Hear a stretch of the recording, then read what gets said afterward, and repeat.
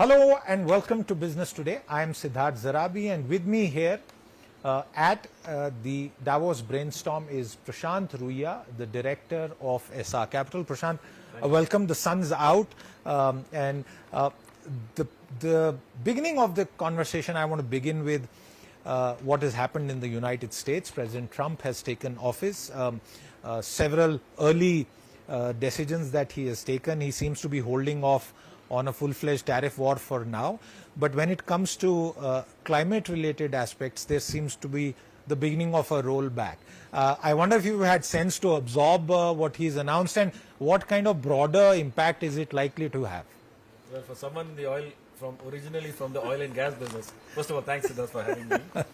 For someone from the oil and gas business, drill baby drill sounds pretty good as a concept, because I think for too long, fossil fuel and oil and gas, people have had this impression that you can transition into green fuels much faster than actually what's happening on the ground. There is a lot of focus on electric vehicles and things like that, but still, I would still say there's still long runway to go before the transition takes place. And people sort of in the last 10 years lost sight of that and started saying no for any investments to do in the oil and gas business and similar businesses. I think that's a welcome correction from. And do you see a significant turning of the cycle now with the new policies that the US is likely to adopt? I don't think they're going to really turn their cycle. I mean, they are the world's if not the world's largest oil and gas producer after the shale oil revolution took place. And if you really think about the growth of America and the competitiveness of America, it really happened after they found shale gas and shale oil. They grew from being 4-5 million barrels a day to now 10-11 million barrels a day. And that just changed at a very low cost. So their energy costs are very low. It's still one of the cheapest places in the world to find gas or to buy gas. And so that really boosted their competitiveness and ability to manufacture locally. And now, I mean, it's going to be more of that, but I don't think it's going to really, if there is competitive industry where you can do energy transition at a competitive basis, I think that's going to grow as faster. I don't know how many people realize that even the AI revolution is based on cheap energy, and without cheap energy, in the United States, the AI revolution would also have found it difficult because of the vast amounts of power that it guzzles. Before I come into the India point, just one more thing about the global sort of situation. I had the chairman of Indian Oil just a little while ago right here on the same seat, and he gave us a sense about the fact that he still believes that in the long run, at least half of the total energy output, and by consequence therefore consumption in India, will remain fossil fuel. 25% will be alternative, then within that various subcomponents. Is that something that you also share as an assessment in terms of how the mix will play out? Well, it's tough to give a percentage, but I do know that fossil fuels, as I mentioned earlier, fossil fuels will still play a major role in our energy basket for many years to come. Now, over time, India has a very, very big benefit with solar power. The cost of delivering solar power in India is very low and cheaper than gas, cheaper than coal. We still have to solve the storage problem, and battery technology is coming. And I don't know exactly in how many few years, but in few years, you will be able to address the storage problem. And so there will be an inevitable shift towards electric. And because India can do solar, as you know, we import 85% of our fuel, of our crude and gas.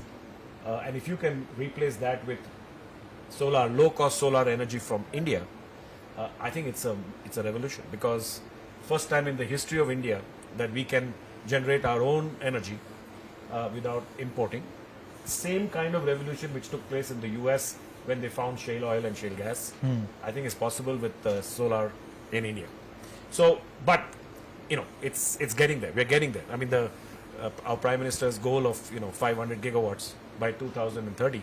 It's a very ambitious goal, and if you think about, put that in context of what's happening around the world, it's one of the largest solar out programs anywhere in the world, and we're already up to more than 200 gigawatts of renewable power, but not only solar, all the entire mix.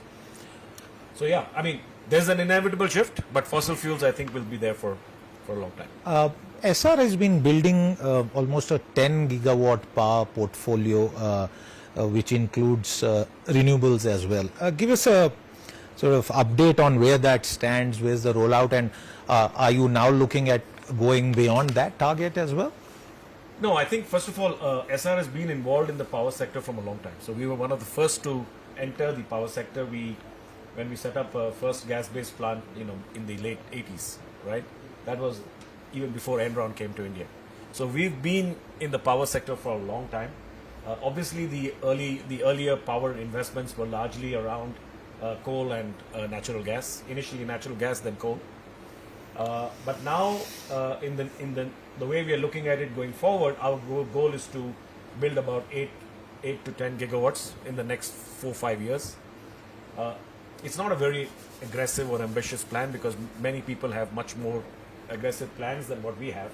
But our idea is to build a portfolio of round-the-clock renewable power, which is actually, in a way, to take up your earlier point, it's trying to bridge how we can use renewable power as a 24-hour solution, as opposed to just a intermittent solution for 10-12 hours a day. So that's the kind of business we are building, and at this point of time, if we can get that done, I think we'll be pretty good.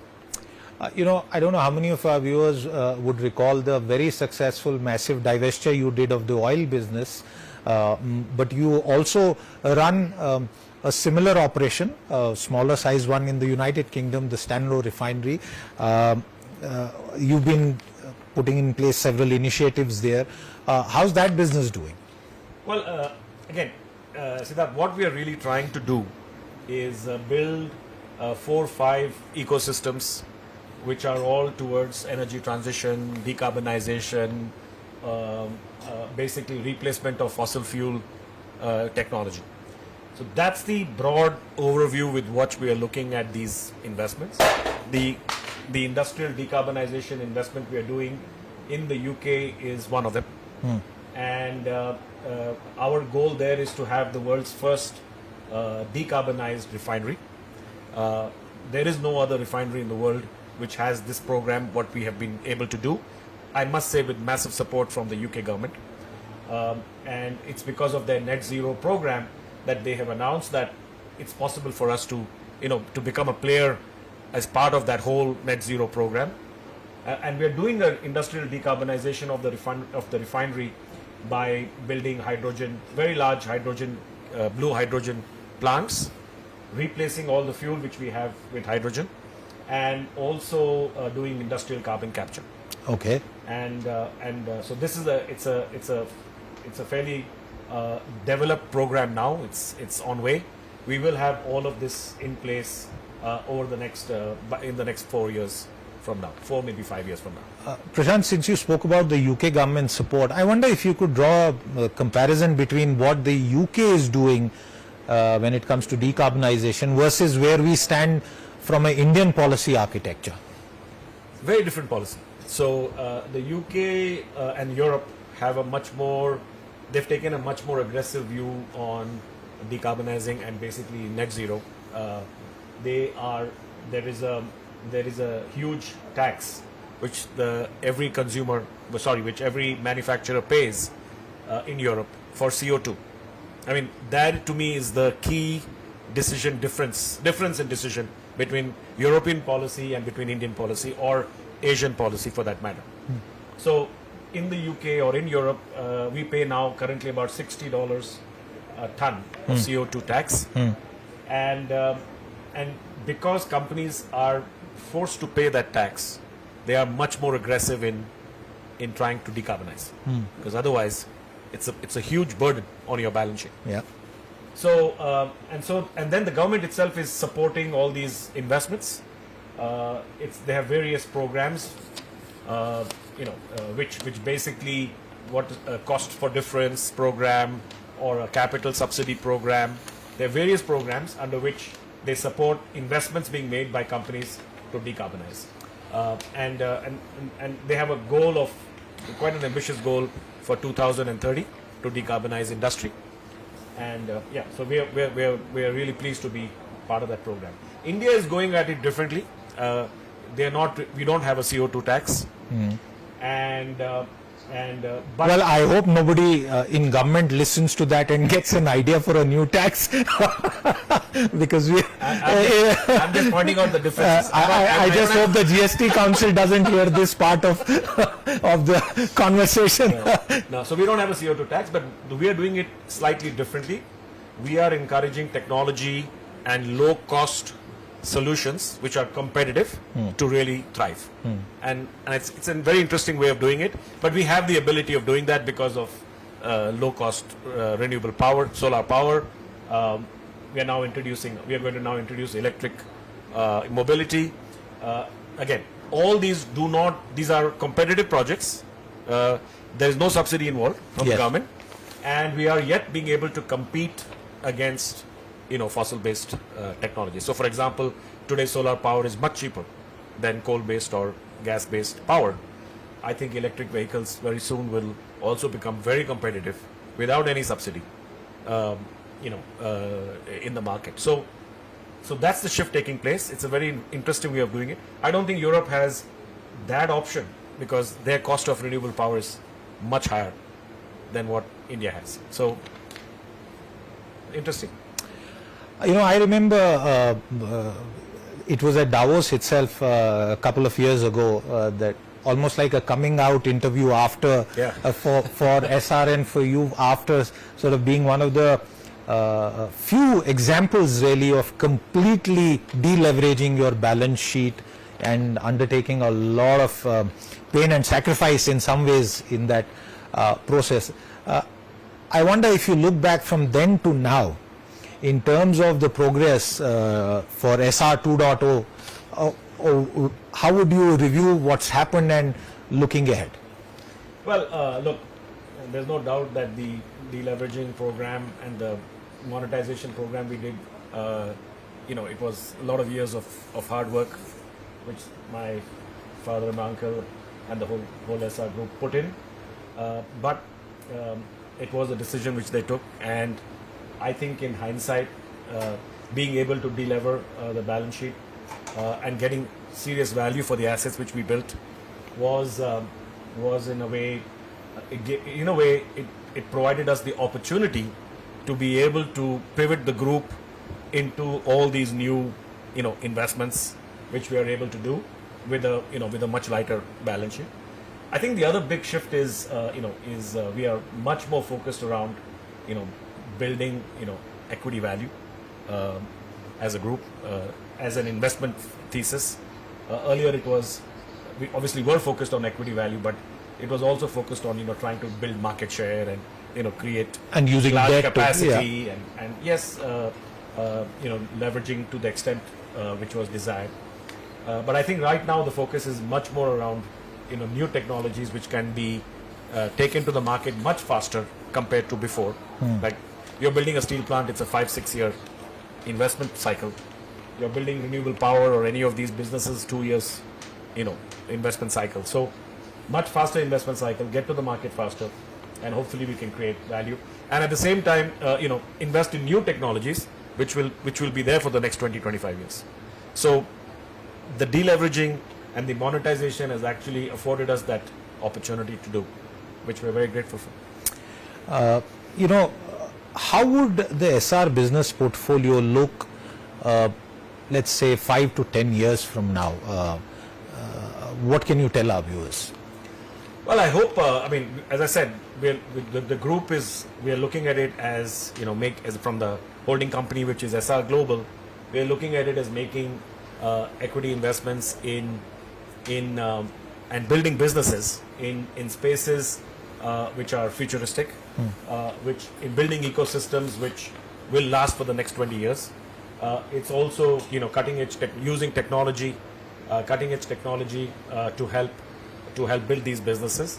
So, in the end, if you say 10 years from now, I hope we are able to build at least 4 or 5 ecosystems, companies which are building ecosystems which will address this large market, whether it is in the power space, whether it's in the energy space, whether it's in the in fossil fuel replacement phase, whether it's in green steel. All of these spaces are the sectors which we have always invested in for the last 20 years. It's not different, but it's with the newer technologies, and we think these technologies will last for 20-25 years. And we certainly hope that at the end of the day we can build value in these investments. Since you spoke about the future and technologies, I want to pivot the conversation to one of the broader themes, which is the rise of AI, agents, and everything and that is impacting industry and consumers. Your own sense, because you also had a telecom business at one point of time, you've been early movers in that space also. What is this moment like when it comes to AI for India and businesses? I think the impact of AI, I don't think we have really understood it. It's the capability of what AI can do, and the increase in efficiency and speed, at the same time reduce requirement for manpower is a very deadly combination. I don't know. A few days ago, we went and visited Elon Musk and went and saw the SpaceX launch, and then we had a this was a group of Indian entrepreneurs, businessmen who went there. Yes. Yeah. It was a lot of fun. It was amazing to see the SpaceX launch. But we then had a conversation with Elon, and just the way people are thinking about AI, the speed of processing which computers are now doing. I think any company which does not have a very, very strong digitization, data science, digitization, transformation plan, I think is in trouble. Okay, it's a very because in 5 years' time, you're going to be left behind. Did Elon talk about India? Anything that you can share with our viewers? No, he was supposed to come. That didn't happen last year.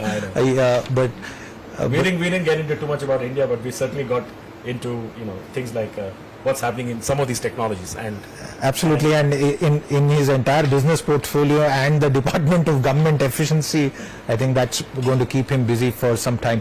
Okay, I want to wind down the conversation with regard to the sense you're getting from all your counterparts globally with India, the China Plus One story right after COVID, the challenges to the Chinese economy, and the new opportunities that are coming up in the new Trump administration, the change in the trade order that we might see. What's your sense about India that you're picking up? Look, India, let me just come first to India, then we can talk about the other countries. But I think India, our growth has certainly slowed down a bit, and I think it's got to do to some extent with the level of private sector investment taking place, and there's a lot of investment coming from the government, which is all in fantastic projects, infrastructure, roads, airports, all of this stuff which we are all witnessing and enjoying, the new infrastructure coming up in all our cities, in all our country, in the whole country. But private sector investment to some extent has not kept pace with government expenditure, and I think that's one of the reasons why we are seeing a little bit of a slowdown in the economy. But the opportunity which we still have is still the same. The China Plus One opportunity is very serious. We can become a alternate supply chain manufacturing base for the US, Europe, for the rest of the world. I think I don't know about Trump's tariffs, how he talks about tariff on a lot of people, including a lot of countries, including India. I really don't know how that's going to play out, but that opportunity is still a very, very massive opportunity. Opportunity for global capability centers is a massive opportunity. And if you think about AI being such a big thing in the future, than the opportunity for Indian, people, Indian companies, Indian engineers to be, a very big part of that whole investment cycle is another big, massive opportunity. So there's a lot of opportunity there, and obviously the fiscal situation in the country is very good. We are in a very strong, fiscal situation vis-a-vis government and the tax collections and all of that. So I think we need to, get on a little bit more. There's more opportunity out there. China's, everybody is sort of going against, obviously pushing back against China. But the kind of technology revolution which is happening there, it is honestly, for people who have seen it, they know it. But for people who have not seen it, they are light years ahead of many, all the countries put together in terms of certain technologies. And renewable power, batteries, EV, all of these spaces, they are investing so heavily in R&D that I don't think it's going to be very easy to say, we are not going to do it from China. They just have such a big, and the amount of capacity they've created is equal to the world's demand by 2. So with that kind of, now you can say some of it is state sponsored, some, it doesn't matter, but they have the technology, they have the capability, they have the capacity. And so I still feel that, I don't know how it's going to play out in terms of taxes or imports, but they're going to still play a very major role. Absolutely, and for the Indian context viewers, I think a bit of the thaw Yes. Between India and China also seems to be something that's underway, and hopefully that should remove some of the irritants that we've been seeing on business. Of course, the terms of the bilateral trade not really in favor of India, but that will take some time to overcome and fix. As Prashant Ruia said, they've developed a very large base where for anyone to target it or catch up will take some doing. But Prashant Ruia, thank you very much for your time, for updating us on where Essar 2.0 stands with regard to its future business portfolio. With that, it's a wrap on this conversation from the Davos brainstorm here at the World Economic Forum. We'll continue our coverage. Do stay tuned there. Thank you.